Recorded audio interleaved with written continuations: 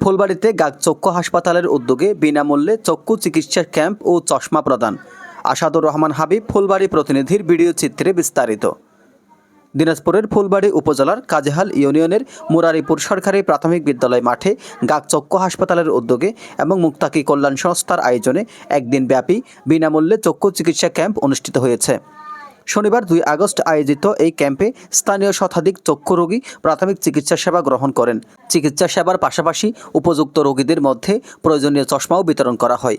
চক্ষু ক্যাম্পটিতে সরাসরি রোগীদের সঙ্গে কথা বলেন এবং তাদের সমস্যার খোঁজ খবর নেন 3 নং কাজেহাল ইউনিয়নের প্যানেল চেয়ারম্যান কাঞ্চন মিয়া। তিনি বলেন, চোখের সমস্যা অনেক সময় মানুষ গোপন রাখেন কিংবা অর্থভাবে চিকিৎসা নেন না। এই ক্যাম্পের মাধ্যমে অসহায় রোগীরা বিনামূল্যে সেবা নিতে পেরে উপকৃত হয়েছেন। গাক চক্ষু হাসপাতালের সহায়তায় যাদের ছানি অপারেশনের প্রয়োজন তাদের সহযোগিতা করা হবে। চক্ষু ক্যাম্পে চিকিৎসক দল রোগীদের চোখ পরীক্ষা করে ছানি শনাক্তকরণ, প্রয়োজনীয় পরামর্শ প্রদান ও রেফারেল নিশ্চিত করেন। চশমা বিতরণে স্থানীয় নেতৃবৃন্দ ও স্বেচ্ছাসেবকরা সার্বিক সহযোগিতা করেন। এই আয়োজন প্রসঙ্গে মুক্তাকি কল্যাণ সংস্থার এক সদস্য বলেন, আমরা চাই সমাজের সুবিধাবঞ্চিত মানুষেরা যেন বিনা খরচে স্বাস্থ্যসেবা পান।